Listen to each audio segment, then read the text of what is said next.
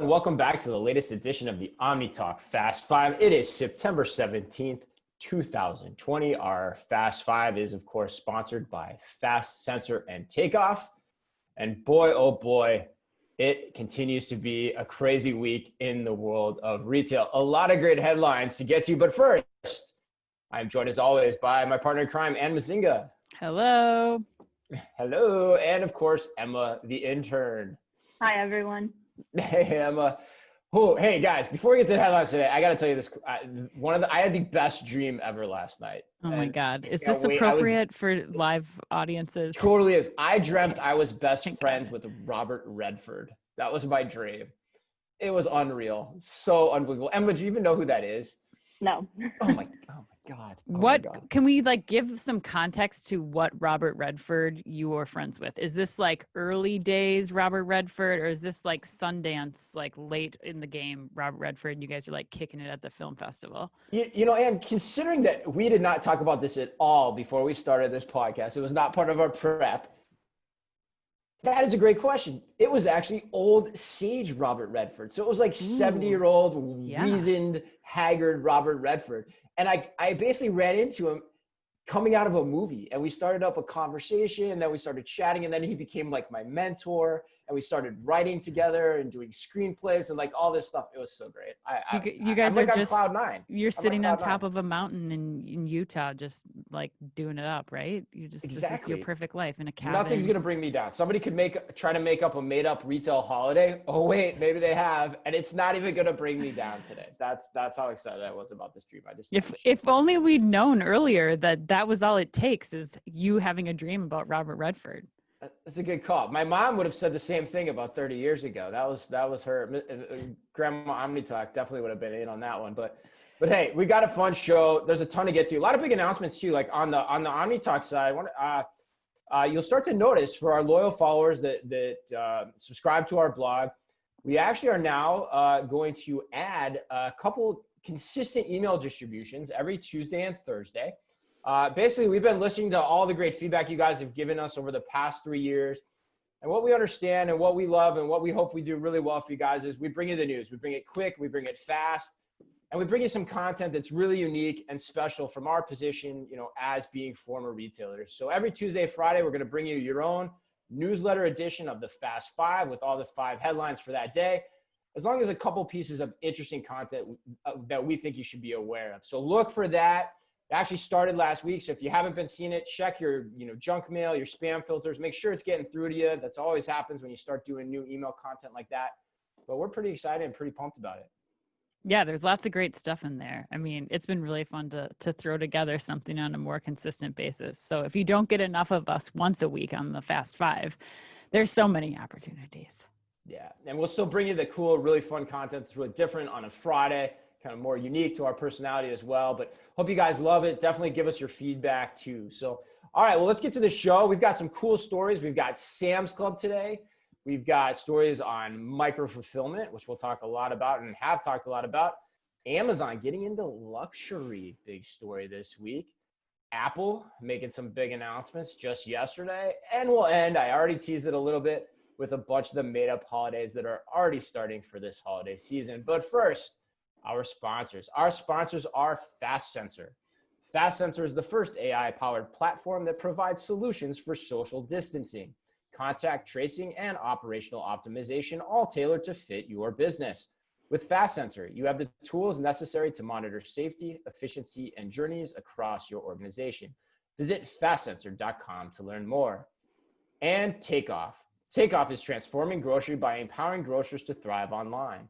The key is micro-fulfillment, small robotic fulfillment centers that can be leveraged at a hyper-local scale.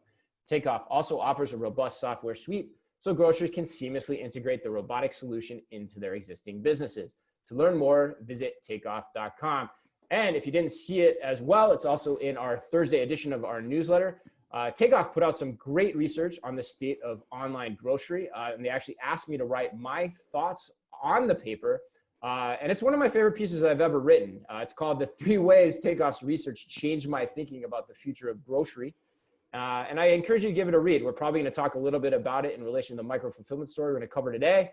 But I think you'll get a lot out of it. I hope you do. I for sure as heck did. I know Ann thought the same Did you thing. eat it up, Chris? That was my favorite line in the paper. Oh, did I eat it up? Yeah, pun intended. Every It's all time, about every time groceries. new data comes out about grocery, you just eat it up. Couldn't I resist do. a dad joke in there. So I eat it up. thankfully, Somebody yes. asked me if I was an omnivore this morning too, but yes, I know it's kind of crazy, but yes, I do. I eat it up. All right, well, let's do this. This is a fun day. You can tell the energy's already high. Ann and I are, this is our second podcast of the day. We are ready to go.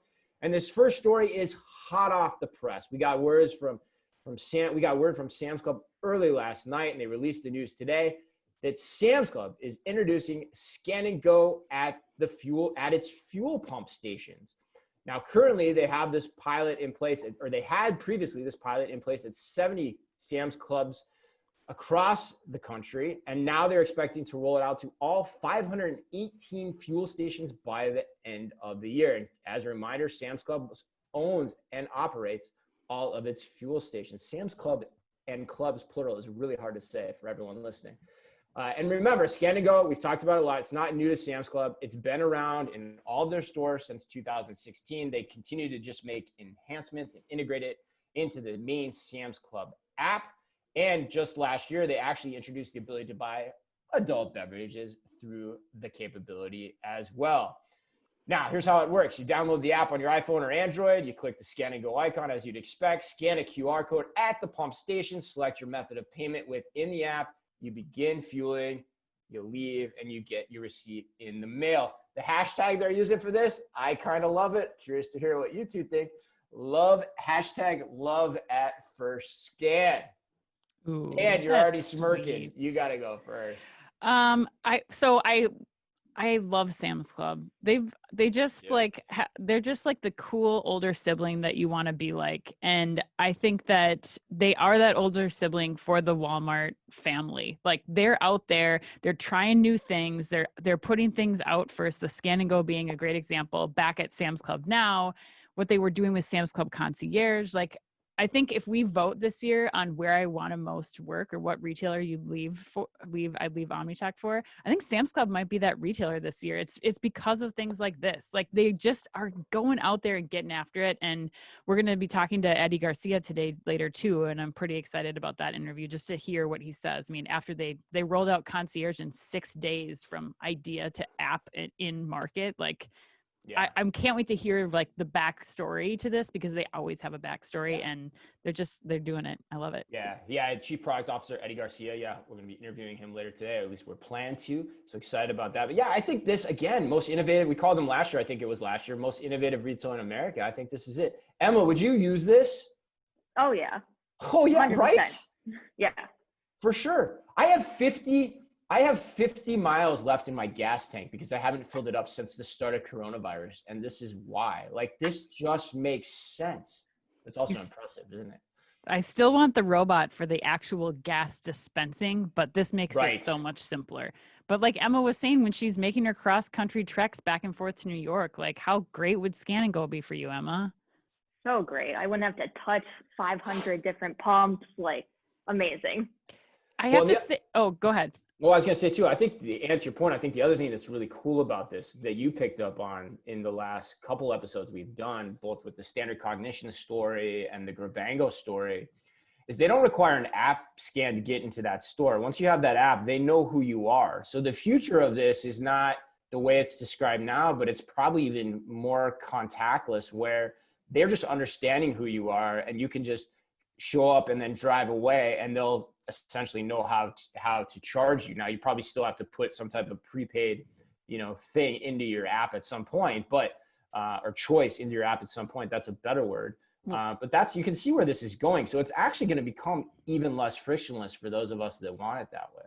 Yeah, I think that's still for me is like this crazy thing that you look at the Sam's Clubs and the Costco's and these big box stores and you still have to have this like physical card with you. I mean, they do have apps, but for most people, I think they're still pulling out their cards to like show at entrance and then you have to pull it out before you can get fuel, before you can put up another form of payment. Mm-hmm. So I think like that is going to help people. I mean, for me, for sure, like that's going to help ease the process of trying to like dig out all these cards to, save money on a place where I'm getting my gas. So Good job, Sam's Club. Yeah. Keep We've it done going. podcasts with Listener and, ultrasonic technology, can use it for that type of thing. Exactly. Yeah. I mean, I think this is super cool. And if you can do this at a gas station, I think you can do this easily in a store. That's the other thing. We keep, we're talking about this for gas, and yet we still haven't seen retailers do this ubiquitously across the board. Yeah, we didn't even talk about that, but like you look at, GetGo and Grabango last week, they have 18 fuel pumps at that one convenience store. And now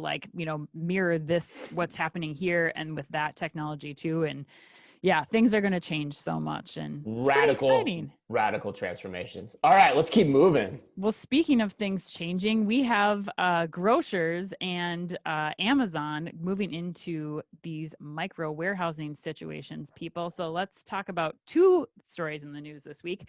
The first is HEB. They're rolling out a number of automated micro fulfillment centers to support their curbside pickup and delivery business. So they are partnering with AutoStore, their micro fulfillment platform, and they will be rolling that out in the next couple of weeks across HEB stores. We also have a story from Amazon this week. Amazon is going to be putting 1,000 more warehouses in suburban neighborhoods. So they've announced that they plan to open these small delivery hubs in cities and suburbs across the U.S. They eventually plan to get the number of warehouses to 1,500 warehouses so that they can bring products closer to customers and make shopping online as quick as a trip to the store, and really trying to hit on that same day prime delivery that they are promising and that their competitors, Walmart and Target, are able to offer with their multiple store locations. What do you guys think? Emma, what's your take here? I think so. I love getting things from Amazon quick and same day, even better. But do they really need 1,000 more warehouses across the country? The first thing that kind of came into my mind when I read the story was, well, I don't want an Amazon warehouse in my neighborhood. So You don't? that kind of Why not? Why does that weird people out so much? Like that there's they haven't, I have it on my to-do list to see if I can get this for our loyal listeners, I will really try. I have it on my to-do list to try to find out how big these are supposed to be. I could not find any mention of that in the articles. I think that's actually a very important piece to note. Like, what are we talking about here? But my vision of this would be just like we're taking abandoned suburban strip mall space and using it in that capacity. Like, why is that? Is that how you're thinking of this, Emma? Or is what's going on there? Like, I'm surprised to hear you say that. I know Ann was too. I think of it more as they're building an ugly warehouse. If you go into a strip mall, that's different. So then you're okay with it. Yeah. Okay, got it. Yeah. No, I think to your point, I think you said something there too that I also want to click into, which is the same day thing. I think Amazon does probably need this for the grocery and the essentials categories. And we've talked about, DoorDash moving into DashMart and in the growth of Instacart and all those things. And that's where I think when you look at just this rise of quote unquote hyper local fulfillment, whether you want to put the automation in the back of a grocery store, separate question. But if you just look at the need for local fulfillment, it's really the important things to think about here. And this is what's talked about in the research paper that I wrote for Takeoff is what the research says is that people want it same day. Like if you go beyond same day for groceries or essential products, people are going to be upset. They're going to be frustrated. All right. And they may even want it sooner than that, but the threshold is same day. And so if to get same day, then you've got to be close to people. And that's the key thing to keep in mind here. And that for me was a huge unlock. The other pieces that I think are important within the context of this conversation too is price matters. Like people don't want to pay extra, right? So you talk about, I can understand why Instacart and Shipt and those have, grown exponentially here over the last few months, but that's because they wanted same day, right? But they don't have another option. But it's also why curbside pickup and buy online, pickup in store have grown too, because they don't want to pay, because price is a factor. And so you have to think over time, people aren't going to want to pay. And so you've got to get closer. You've got to figure out a way to defray those last mile delivery costs. You've got to do it more efficiently. That's where the automation comes in. But it's always going to be part of the equation here in some way, shape, or form. And those were the big takeaways for me in seeing the research and then seeing these kind of big stories come out. And I'm curious though, thoughts on that, but also, is this another one of Amazon's just PR things, like 3,000 ghost stores by 2021, drones, or What do you think I of this don't- number? I don't think so, you guys. I mean, you look at the like proposed warehouse space that they need. Like Amazon can't get their hands on enough building materials to build all the warehouses that they need. So it makes sense that they're going into these existing spaces, especially places that are near strip malls or actual malls or malls themselves, where they have proximity to a lot of other rooftops where they can get this product out to people, or people can come to get the product themselves. I think that, this to me is much more realistic than the 3,000 Amazon Go stores. I think this has probably already been in the works for quite a long time. I think you have a lot of vacant retail right now, spaces that people are like, yes, come on and put it, especially if, we don't know how large these fulfillment centers are going to be, but I mean, I'd imagine they're, 10,000 square feet, or even up to, in some cases, probably 40,000 square feet. You have a lot of vacant grocery stores that are sitting empty right now too. And this could be a place that, that could very easily go into. And I think, Chris, you hit on it in your takeoff article and again in the podcast, but it's about choice. And yes, a lot of people are expecting same day, but people want to have the choice. And that's what this is going to do. It's going to give me the freedom to say, I don't need the toothbrush until tomorrow, so I can have that shipped to me today or whatever, but I do want the groceries today. And it's all happening in one app, in one space. Like I can pay for it all at one time, and I just pick what works best for me on my schedule. So I think that's what this is ultimately going to unlock.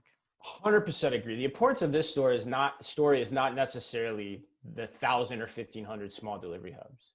Yes, that's important. And even if they get a fraction of that, that matters, right? Even the Amazon Go story, like whatever, 3,000 stores. Well, they're pushing 40 already. That's a lot. But the important part of this story is looking at this story in combination with what they're doing in grocery too. And it's to your last point, right? If you got grocery stores, then you can get closer same day for online delivery, but you can get grocery stores too, because people want the choice. Like you said, that was the most startling statistic for me that I didn't know, that even in a country like England, which has incredibly high e-commerce penetration, and the statistics are pre-pandemic, e-commerce topped out at 49% back in 2016. So 50% of all sales are still happening through physical stores. So people are going to want both options. It just depends what works for them best in their lives. And even the most loyal online shoppers still report going to stores in the US regularly. And that's what this is about. It's that Amazon is taking a two-pronged approach with their own grocery stores and their micro fulfillment hubs and trying to give us that, which Amazon knows how to do it better than anyone else, how to make us happy as customers. What else does Amazon know how to do now, Emma?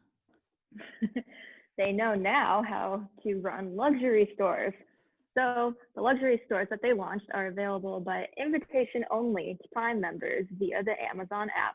The store debuted with Oscar de la Renta's fall and winter collections, and then apparently the collection included ready-to-wear handbags, jewelry, accessories, perfume, etc. Shoppers will be able to use an interactive view and 360 feature to visualize fit while browsing online. I just wanted everyone to know that I did not receive an invitation to these luxury stores.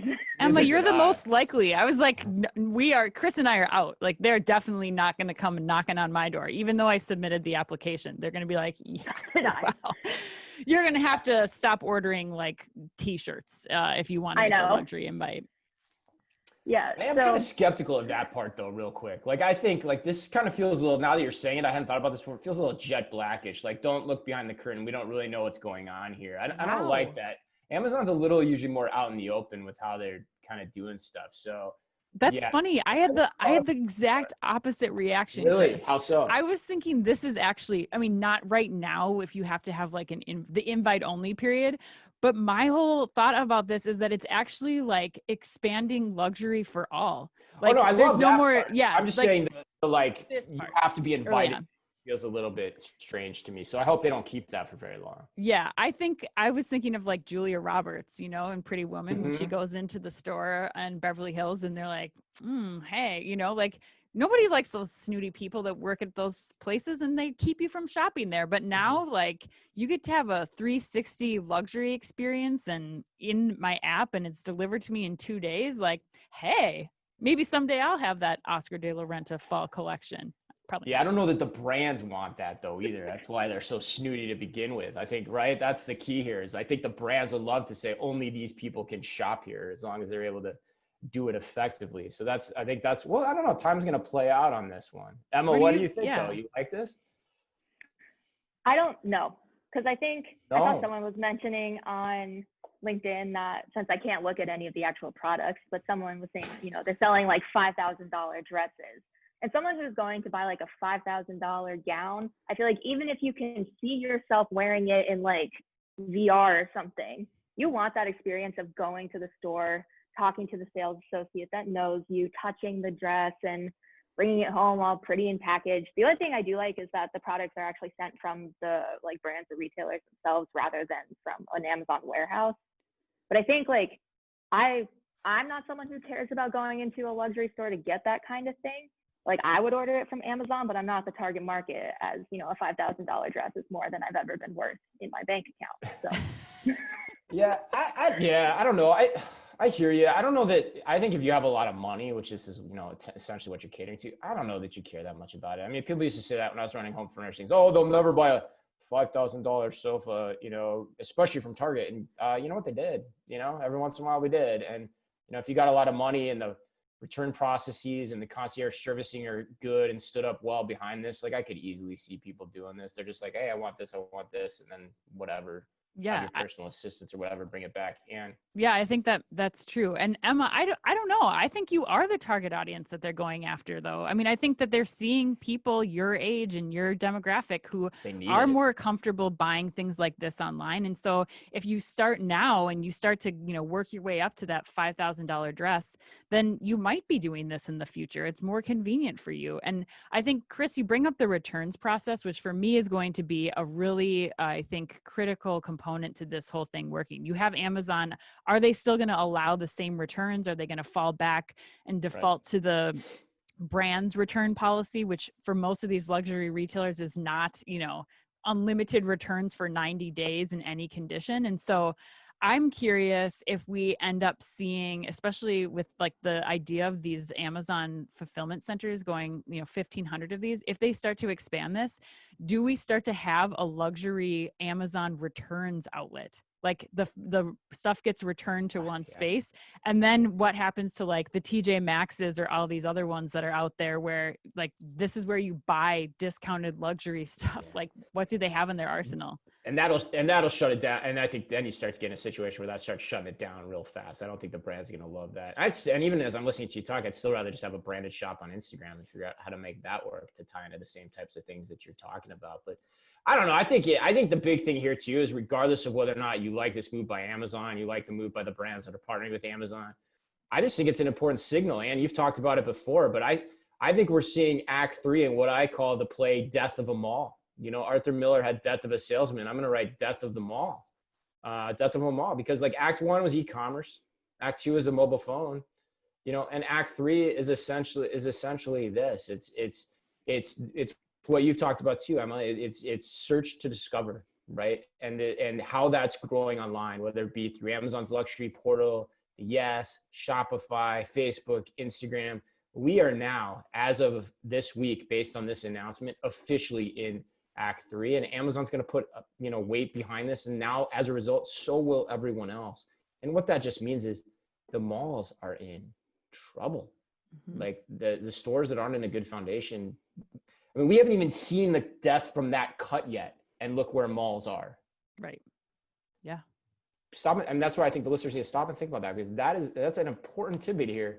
And there is more to come on that front. There is more dry powder in that keg in terms of what the malls are up against. All right, and I know you love this story. Oh, yeah. I'll hit it quick because I want to get your full thoughts on this. But Apple launched a fitness subscription for under $80 a year. It's called Fitness Plus, and it gives users access to workouts and instruction, plus folds in, I like that phrase, folds in. Fold in the cheese. For those music delivered through the Apple Watch or iPad. It costs $99 a month or $79.99 a year. And Apple is offering the first 3 months free with purchase of a new watch. And I thought this was cool. It's also available for use by up to 5 family members at no additional charge. It's going to launch in Australia, Canada, Ireland, New Zealand, the UK, and the United States before the end of the year. That's $9.99 a month. What did I say? $99.90? $999 a year. Nine $9.99. times. 9 times. Another Ferris Bueller reference, just in case you weren't sick of them already. Yeah, $9.99 a month, $79 a year. Guys, I'm asking the listeners, somebody needs to tell me why this is not going to just like blow everything out of the water. Please come back at me with something, because I am a little too bullish on this. I think we are looking at like a seminal moment in the at-home fitness industry. One that, you know, Peloton, their CEO was like, no, this is great. This just shows, you know, all boats rise with the tide. And this is showing the relevance of the at-home fitness industry. I mean, we're talking, you gotta have a watch. So that's it. You have to have the $170 watch or Apple Watch 3 or more recent. But that's still significantly less than, you know, the $2,000 for a Peloton or the other at-home bike, you know, Mirror, Zwift or Mirror or any of the other things. And last year alone, I looked this up, but last year alone, there were 31 million watches sold just last year. And like it started, in 2017, it was like 19 million. Like every year it's just increased significantly. So these are on our bodies. They're 10 different kinds of workouts. And I don't care what people say, like I'm going all in on like, I don't know people that are doing one form of exercise for the rest of their lives. Like you, again, going back to choice and variety and giving me 10 different forms of workouts that I can do at any time. You can use this on your Peloton bike with your, you can set it up on any screen. Like, I just think this is going to completely blow this out of the water. Like I said, the sleeper play too, that I also think is going to change things, is I'm wondering how many converts from Spotify they're going to get, because it plugs into Apple Music. And I think that, having, a platform, music is so important when you're exercising. And I think that I'm wondering what the shift is we're going to see from some of the other subscription platforms onto Apple Music too, as a result. What do you guys think? So basically, you're pretty bullish on this. Emma, are you equally bullish like Anne? I like it a lot. Once quarantine started, I discovered free workout videos on YouTube, which I think could supply me for the rest of my life. Oh, but I'm an Apple person at its core. Apple Music, phone, everything. And Apple Watch has been like on my list of things I want for a long time. And because this is accessible for me to pay $9.99 a month, I think I might actually buy an Apple Watch just for the variety. And I've never been a subscription kind of person, but I think that this is just more accessible to people, especially from like Peloton or Mirror or anything like that. So. Yeah, I think, Anne, you got me. I mean, you called this, Anne. I mean, I think you've been calling this for about a year and a half, that something like this was coming, and that don't get distracted with the substrate, the bike, the mirror.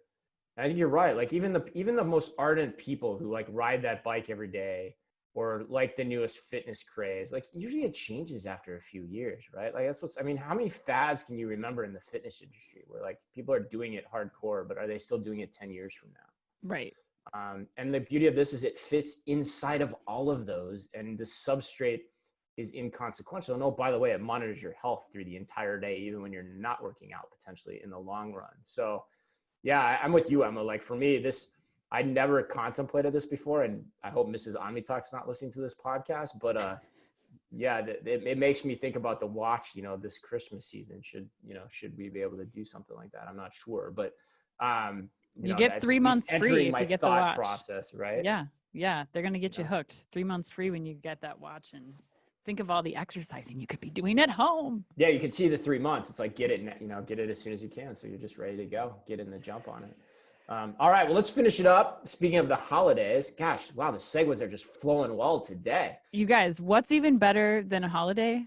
A made-up holiday. And they are coming. Thanks, Emma gave me the shooters. Emma's always got me. Okay, we've got 2 made-up holidays that are upon us right now. One is 10/10. What is 10/10, you might ask? Well, 10/10 was masterminded by retail consultant Deborah Weinswig. who says that this new event that she's going to be holding on October 10th has more than 24 major retailers who have signed on and will be facilitated and supported by the rewards app Shopkick. They will have a 1010 website. Companies involved in this have yet to disclose their participation, so we don't know who's involved yet. But the aim is really to pull in holiday shopping starting earlier in October. Second is Wayfair. Guys, I didn't know this was going to happen. So I was like, hey, Wayday, it's back. It is back and better than ever, starting September 23rd at midnight Eastern time. Wayday is going to last 2 days, and it will include free shipping and up to 80% off their best-selling products across all major categories. Guys, I have a question for you. Before we get into analyzing these made-up holidays, if you were going to make up a made-up retail holiday, what would it be, and when in the year would you have it? My God, I think mine would be, I actually thought about doing this. I just hadn't emailed you about it yet. So funny you're asking me this on the spot. It's not a retail holiday, but I want to have sign up for a retail blog day. That's what I want to do. I think what is that? That would be amazing. It's where everyone just needs to sign up for a retail blog. For our retail blog? No, a retail blog. Like we should just have National Retail Blog Day. Because there's National Donut Day and everything else. Why can't there be Retail Blog Day? Anyway. I mean, sure, that would be great. Emma, any thoughts?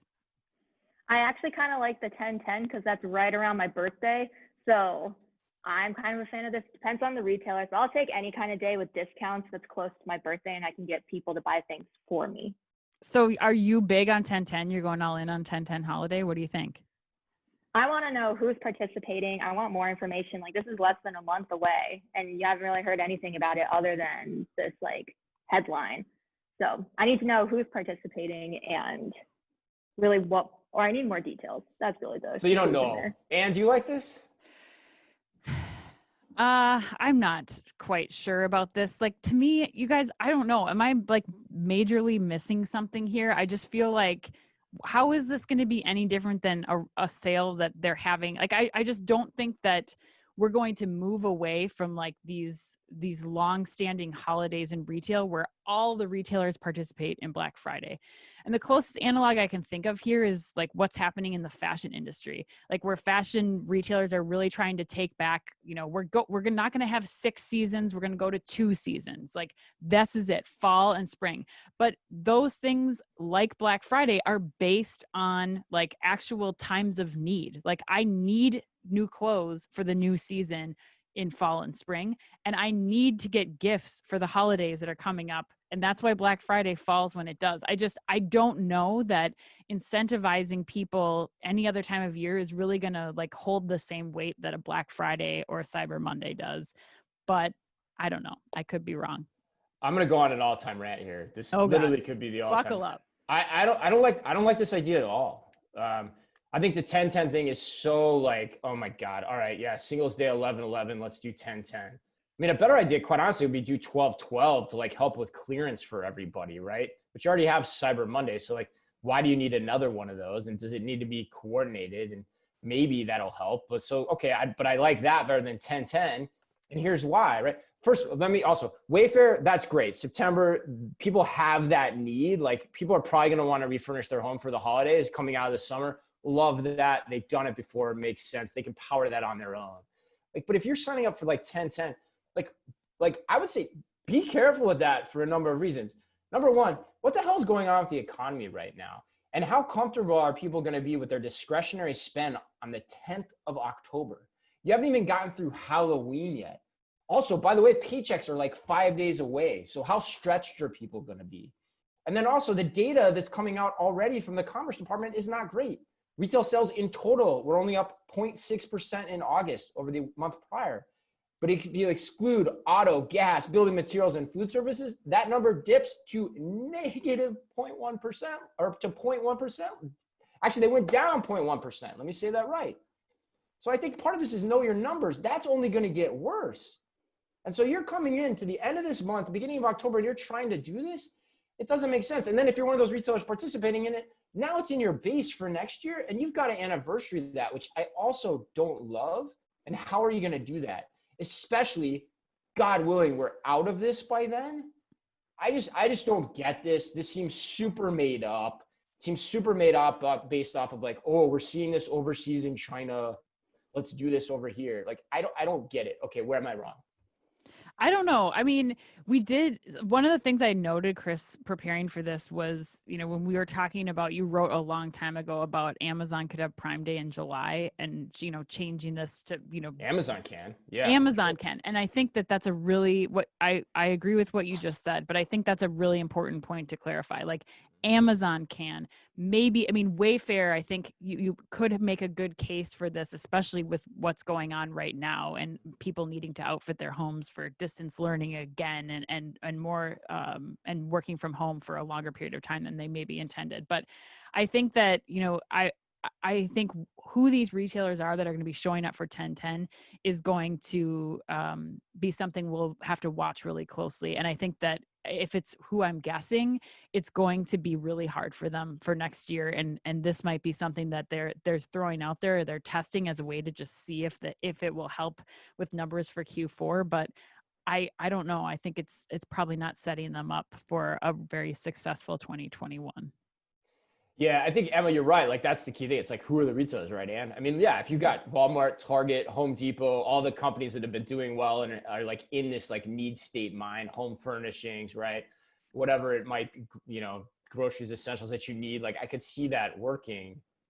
But yeah, who are they? And the other thing is, like, Shopkick is involved in this. Like, that's not one. I mean, I know it's been around for a long time. That's not one that's like in the everyday parlance for me in terms of like, retail and how retail is working. I mean, so like, what's going to happen here? Or is this just all hype? Yep. Well, we're going to have to wait and see. I mean, it's still in the early phases. It's still just an announcement right now. It's still a PR report, and we'll have to see where it goes. Absolutely. All right. Well, hey, that closes us up. What do you got planned? Emma, school, like you're like in full swing now with the U, right? Like, what do you got planned for this weekend? Well, tomorrow morning I have a 3.5-hour Zoom class. It's only once a week, but it is so long and it's quantitative research methods. So like, so fun, But I did want to go back to, I actually do know who Robert Redford is because All the President's Men is my all-time favorite movie. I just never paid attention to the actors. Oh my God, that's crazy.